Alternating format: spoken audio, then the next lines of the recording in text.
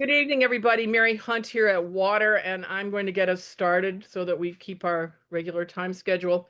I'm delighted that you're all here, and there will be others joining us. And I want to wish you a very good evening. And if anyone's here from Australia yet, good morning.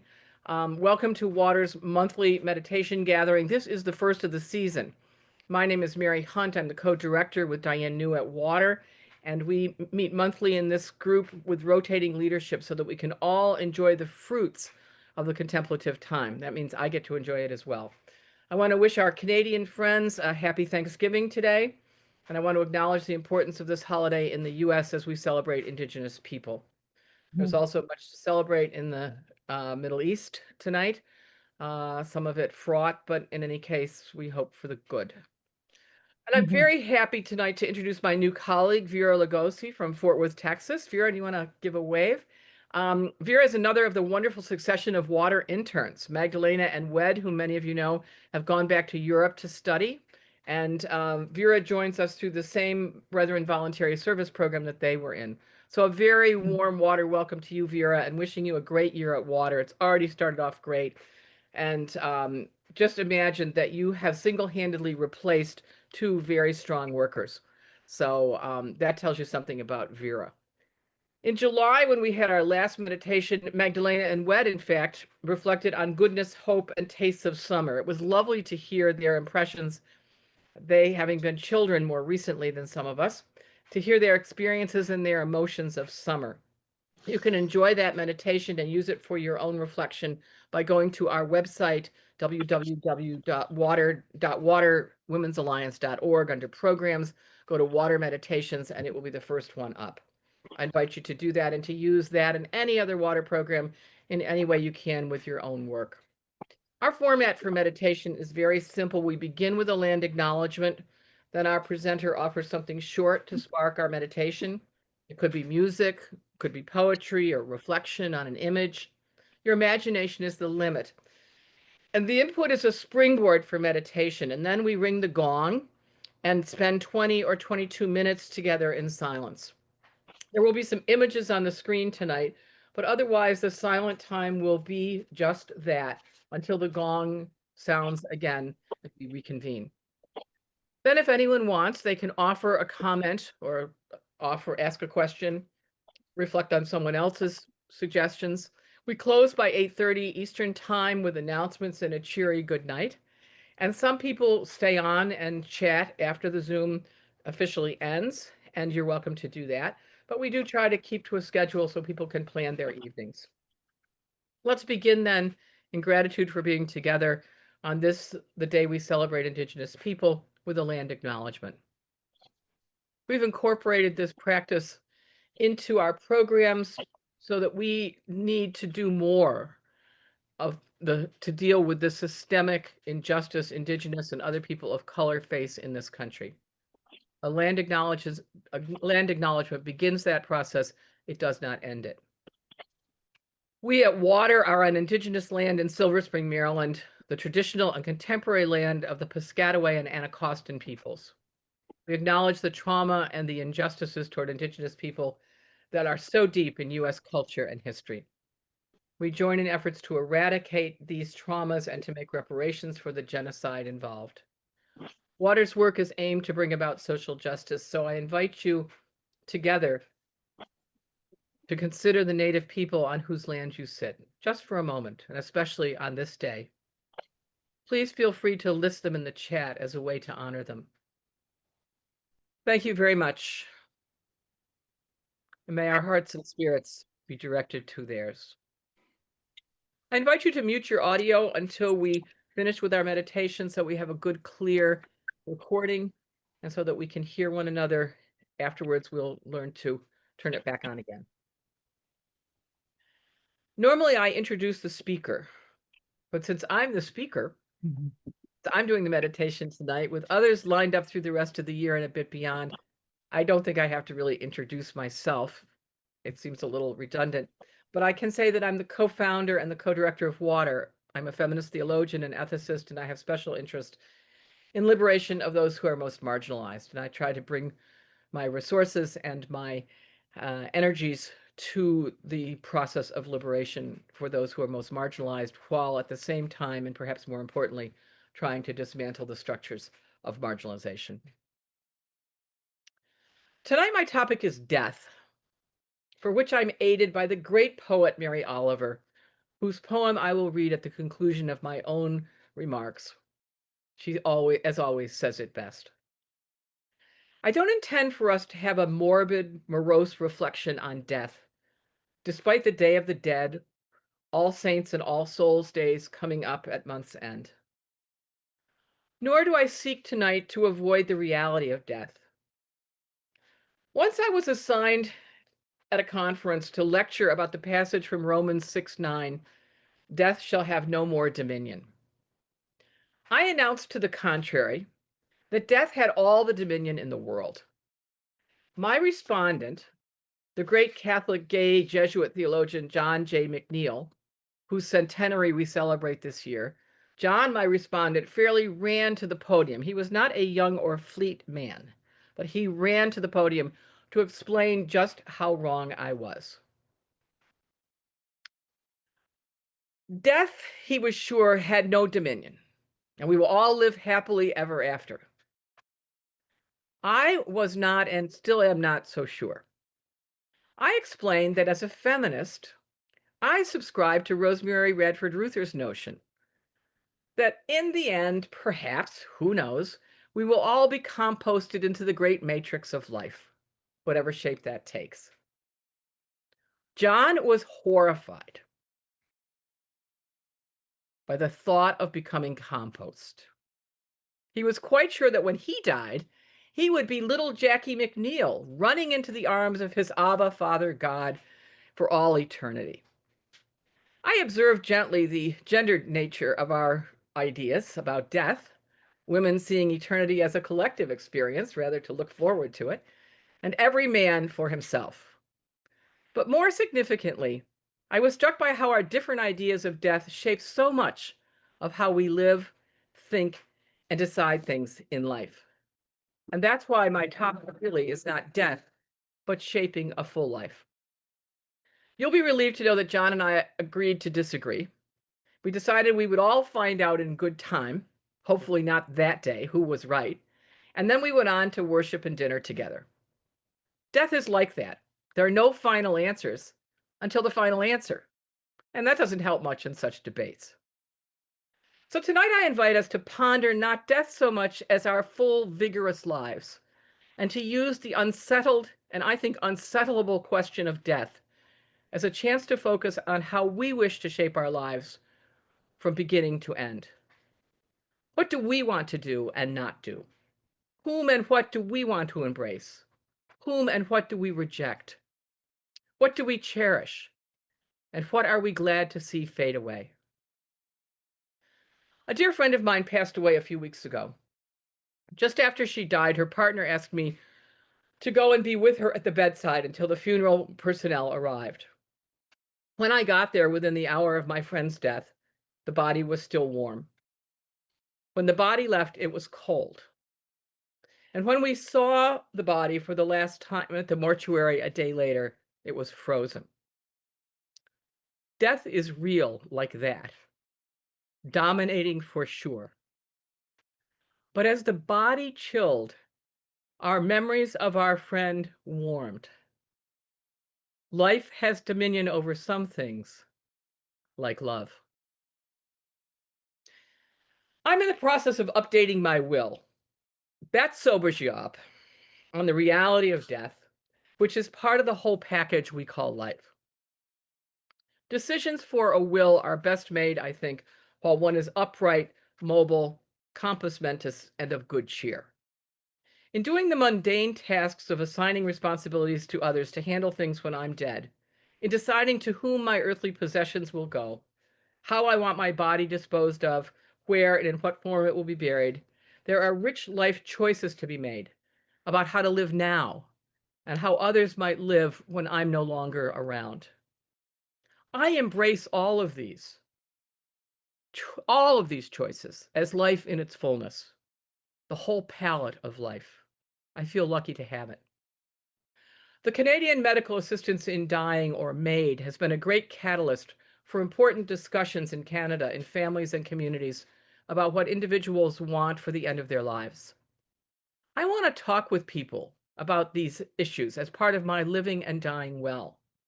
I think end of life issues are as important as, say, abortion. Choice, after all, is choice. Let Mary Oliver, the great American poet, inspire us as we move into meditation. I'll read her poem, When Death Comes. I'll read it twice. Vera picked some nice images that will be on the screen during the silence to remind you of her words. The poem is in the chat and it will also be on the screen for you, and we'll always send it out in the notes. But let Mary Oliver and me invite you to shape your own full life, make your own choices, and then leave as you came, alone, loved, and full of grace. Mary Oliver, When Death Comes, from her new and selected poems in 1992.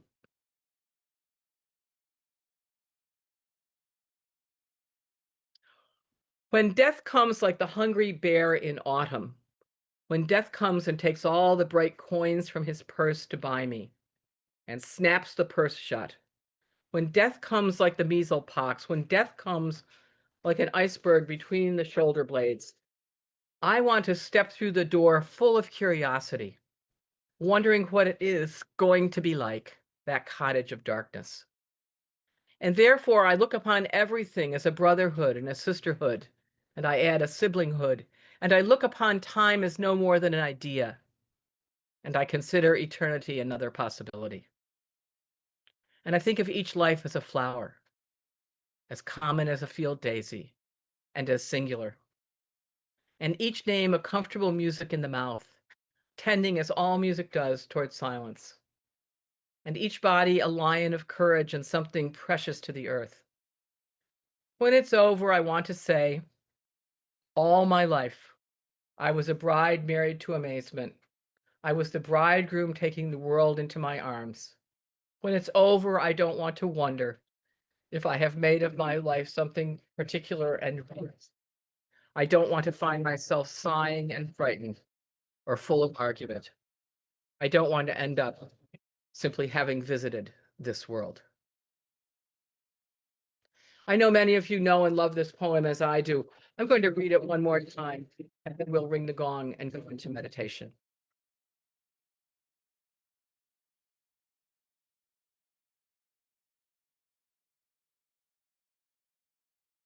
Let Mary Oliver be our guide tonight.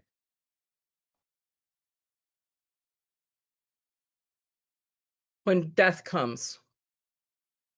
When death comes like the hungry bear in autumn, when death comes and takes all the bright coins from his purse to buy me and snaps the purse shut, when death comes like the measles pox, when death comes like an iceberg between the shoulder blades, I want to step through the door full of curiosity, wondering, what is it going to be like, that cottage of darkness? And therefore, I look upon everything as a brotherhood, a sisterhood, a siblinghood. I look upon time as no more than an idea, and I consider eternity as another possibility. And I think of each life as a flower, as common as a field daisy, and as singular. And each name a comfortable music in the mouth, tending as all music does towards silence. And each body a lion of courage and something precious to the earth. When it's over, I want to say, all my life, I was a bride married to amazement. I was the bridegroom taking the world into my arms. When it's over, I don't want to wonder if I've made of my life something particular and real. I don't want to find myself sighing and frightened or full of argument. I don't want to end up simply having visited this world.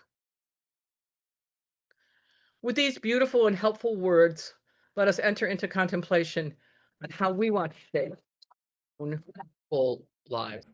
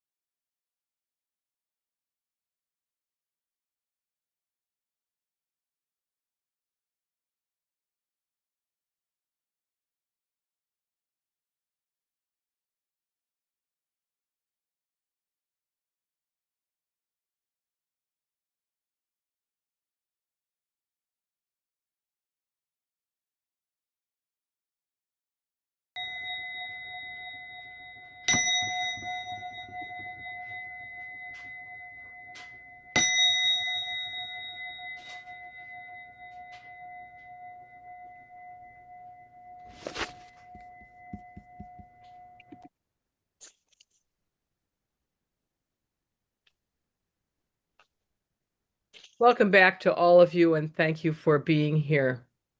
I hope it was a time of rich contemplation for you. I want to offer a special thanks to Vera, who selected these lovely images that we've had tonight.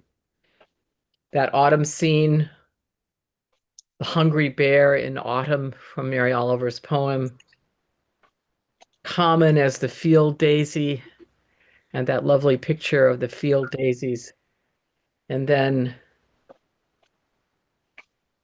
not ending up having simply visited this world. If you've ever canoed, you know that you don't just visit. You have to be all in, that solitary canoeist. So thank you, Vera, for a nice selection.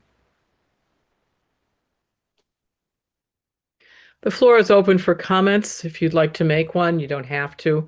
But if you'd like to make a comment, please mention your name and your location if you wish. Be brief as we're 20 plus people. So the floor is now open. I advise you to use the raise hands button, which is on the bottom of mine, but under reactions on the bottom of my screen on an Apple device, perhaps elsewhere on other devices. But you can raise your hand and that will bring you to the top of the queue and then lower your hand when you're finished. Or you can just wave your hand as you wish. We'll include everyone one way or t'other. The floor is open, and I thank you for the attention that you've given to this tonight.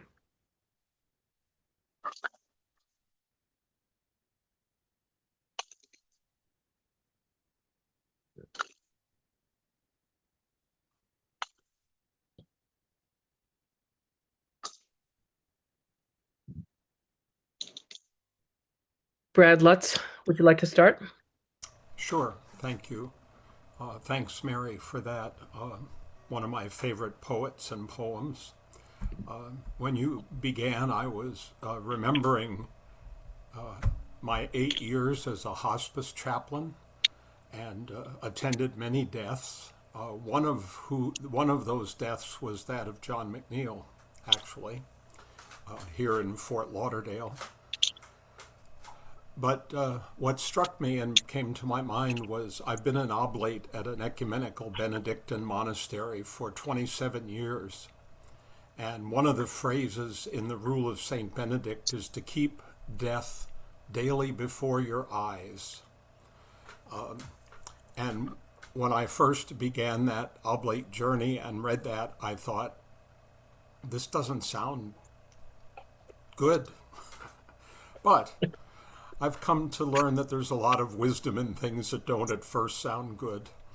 And what that has taught me, and the theme that I think is echoed in Mary Oliver's poem, is that it's not good to live in the past with regret.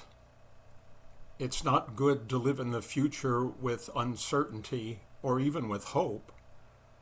But it is good to live in the present with a deep awareness and a sense of gratitude. And that's the invitation I hear in Benedict's words and in Mary Oliver's poem, and a wisdom that tries to guide my life. Thank you, Brad. I'm so comforted to hear that you were there for John McNeil's death. We just celebrated at Fordham University last Monday the centenary of John's birth, and there were four of us on a panel, kind of telling it like it is. But in preparation for that, Brendan Fay, close friend of John's, had written about John's death, and I hadn't realized that you were the chaplain. So it warms my heart in a very special way to know that. Thank you.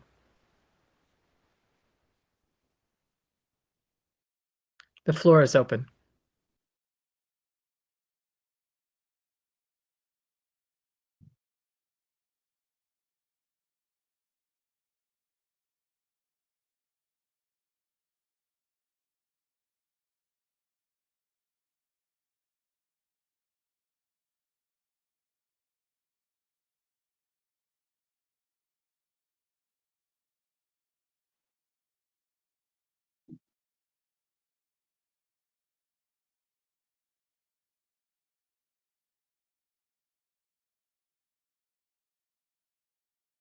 Rosemary Ganley, you need to unmute.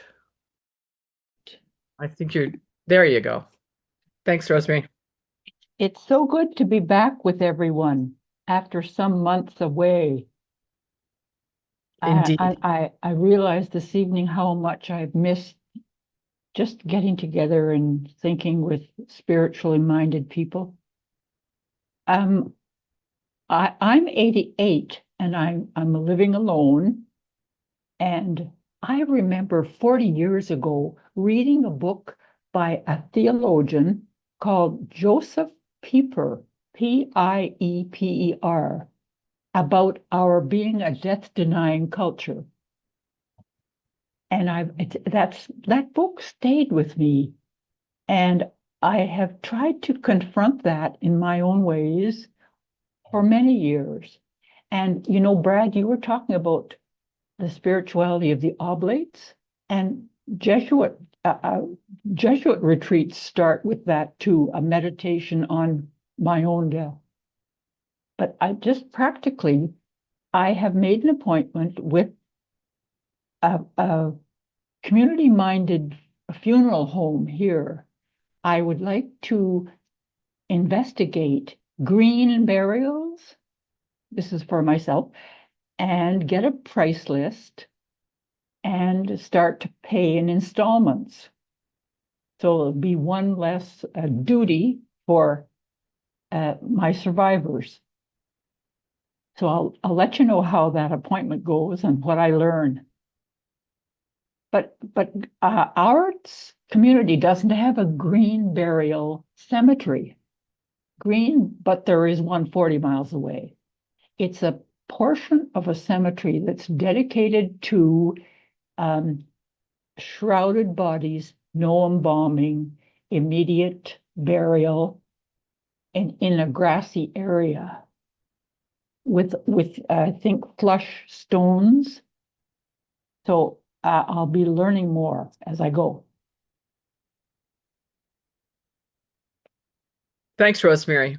The several of the religious mother houses of women religious are doing this now in their cemeteries, and it seems to be catching on as a even more ecological. We thought that cremation would be ecological. Now it's even more ecological to do it this way. Okay, so Ev and then Jean. Hi, everybody. This summer I led 2 death cafes in the Interlake of Manitoba, which is where I happened to be at the time. Very, very thirsty people were for an opportunity to gather to discuss their ideas of dying, and they're denying partners who don't want to talk about it. That's why they attended themselves, because they can't speak of it with their partners. Their partners don't want to admit it. And it just was, the first one was 14 people, and the second one we had 25 people. Like, people are thirsty for this. So if you've never heard of Death Cafe International, look up their website, deathcafe.com. Most of you are I would guess, pretty well trained in how to do circle facilitation or any kind of group facilitation. They have a few rules that you need to follow, and they're not very hard if you want to use the Death Cafe moniker. And I just find that it's a wonderful opportunity. I was interviewed on CBC prior to it. I was interviewed by I led them in Stratford here last winter, as well as had the newspaper call me and for an interview, and they did a lovely article on it as well. It's just a place, if you're interested. Just putting up the posters is hilarious, because one of the mottos is talking about death won't kill you, and you put up the posters like in some nursing home or your apartment block or whatever, and people will look at it and go, oh, I would never go to that. And then there's just looking at the poster, they're thinking about it and talking about it. It's quite funny. But I just want to encourage you to do the same in your own neighborhoods, even if it's 2 or 3 people. And we had to split into 2 groups because there were so many people that it would have just taken forever for anybody to have a word. But I use a timer and a talking stick, so everybody gets 5 minutes, and then we do a second round. And after 2 hours, everybody's had a chance to say something. If there's about 10 people in a circle. But thanks for listening. Thanks for talking. Sounds great. And remember, talking about death won't kill you. Go ahead, Jean. On the topic of green burial, I'm one of the fortunate Sisters of Mercy where that's encouraged. I live in Omaha, Nebraska, and it's not known for being the liberal part of the world out here. But the Catholic diocese actually allows it in one specific area of the Catholic cemetery, which is where we are now being. I mean, we're in 3 different Catholic cemeteries because we've been here since the 1800s. So it's an easy option to choose. So that's one thought. The other thought I had, I'm also a Mary Oliver fan. I have 6 of her books, so that says something.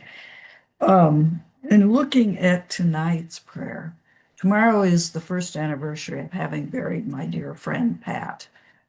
And being of the ilk, she was cremated and is buried in Kansas City, except there's part of her cremains buried in Omaha, so that I can go and be present with her when I want.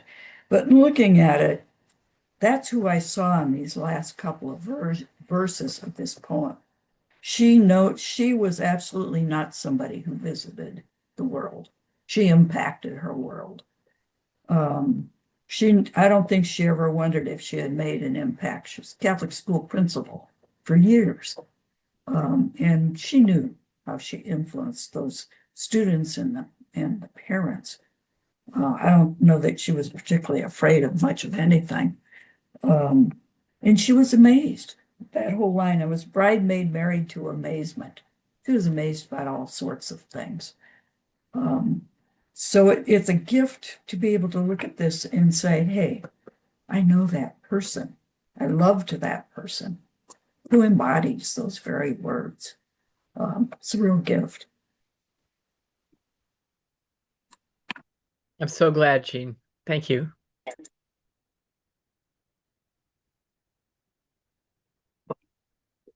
Rosemary, you might want to look into something called aquamation. Don't know if anybody has heard of it. It's a different form of cremation. There's only about 3 places in Toronto that actually give it, but your funeral home might offer the service. I know the one in Stratford does, even though he has to drive you to Toronto. But yes, that is a new emerging technique. All to the good, these things.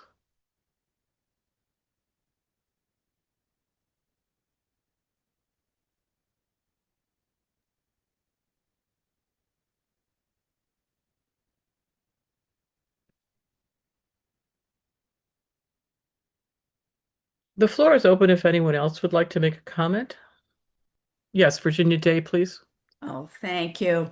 Well, thank you so much, Mary, for that poem. I think in the midst of all your emails, I don't think I knew what the topic was tonight, but of course, I would come irrespective of the of the topic. But I loved that line, a bride married to amazement. And as never having been a bride, um, I feel better about my life, actually. What what a gift and a reminder to me to enjoy it a little bit more. I mean, my life and amazement makes you think about even the smallest noticing would bring pleasure. Um, but I'll just share with you that I have a wedding band of my great grandmother's, Mary O'Leary. And I've always thought, oh, I'd like to wear it, but someone's going to think I'm married. So I haven't worn it, but it has new potential now. Um, Married to amazement. So I just share that with you. I have to go find it. It's in my jewelry drawer, but I pull it out every once in a while. But it's a beautiful gold band. Um, so I just share that. But what your the choice, Mary, thank you of this wonderful poem. Thank you. Thank you, Virginia, and I can't wait to see you sporting it. It, I'm Thank sure it's beautiful, and amazement is married to you. I mean, that's the fun part of it is that Ah, amazement is married to you, and that really does make something special. thank you. So wonderful, wonderful. Thank you. Anybody else before we close up here this evening?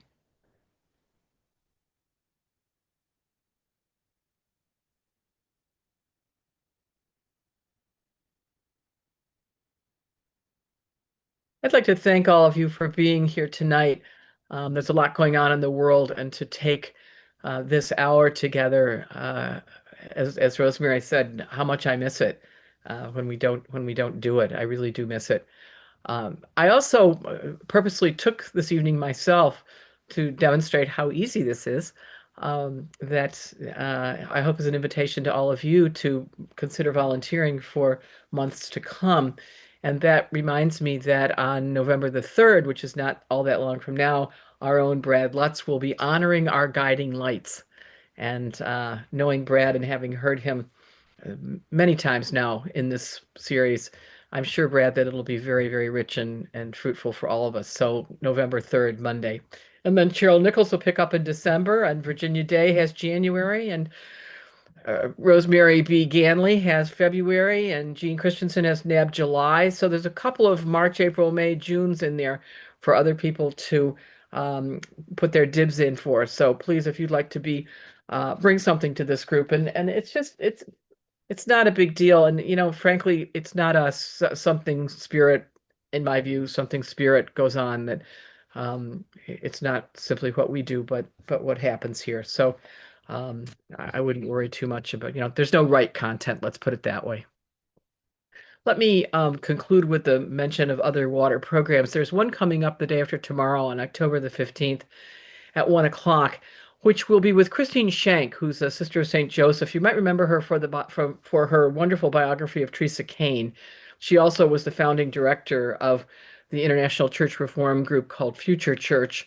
And she's going to discuss her most recent book, a more obscure title and topic in a way, but I think really important, Bending Toward Justice, Sister Kate Kunstler and the Struggle for Parish Rights.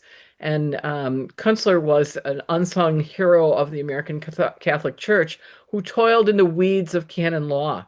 And she alerted parishioners to their rights and helped them claim them as the institutional church tried to close their parishes, among other things. So she was a very good canon lawyer. She is deceased, but was working on this book with Chris as a kind of joint project, and now Chris has completed the book. And it's both a good read and a very inspiring story of a very dedicated woman whom I had never heard of, to be frank, but who made an enormous difference in terms of the canon law, the use of canon law by especially lay people.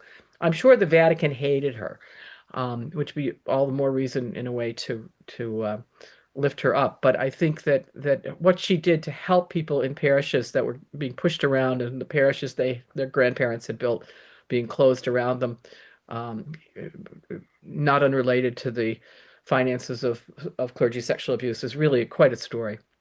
And then on Tuesday, October 28th at 7:30 p.m., Tuesday, October 28th at 7:30, Diane New and the Water Community will be picking up in some ways the theme from tonight, Hallowed be the Turning into Darkness. And as the seasons change and we celebrate Halloween and Day of the Dead and All Saints Day and All Souls Day, the ritual will celebrate the closeness of the worlds of the living and the dead. It's an invitation to remember the dead, looking at our own mortality and focus on what's ending, dying, or needing to be changed in our own lives.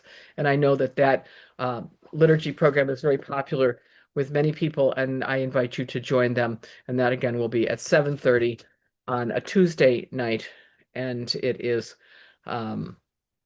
the 28th of October. And I already mentioned our next meeting, which is November 3rd. Mark your calendar. Brad Lutz, Honoring Our Guiding Light. So with that, I say all are welcome at water programs. We welcome your donations, of course, but everyone's welcome at programs without cost. And we have long believed at Water, and it has long been true, that if we share together, there's enough. So thank you for joining us. Thank you for sharing in so many ways. And a special thanks and welcome to my new colleague, Vera Lugosi, for technical help. She did a great job tonight, Vera. And I know people will be excited to get to know you as time goes on. Did you want to say a quick hello? Vera's a community college student in Texas who's with us now, as I said, with the Brethren program, and she had been for a year up in Boston with the AmeriCorps and the Sisters of Notre Dame's volunteer program, which got its funding cut because of reasons I don't need to mention. Happily, their loss is our gain, and she is now at Water. So Vera, do you want to say a quick hi? Hello, everyone. So nice to meet everyone. Isn't it fun to meet the people that you've been checking their names off and Yeah. getting their registrations? Great. So the Zoom will stay open for continued discussion if anybody wants to stay around. But from Water, good night and good wishes.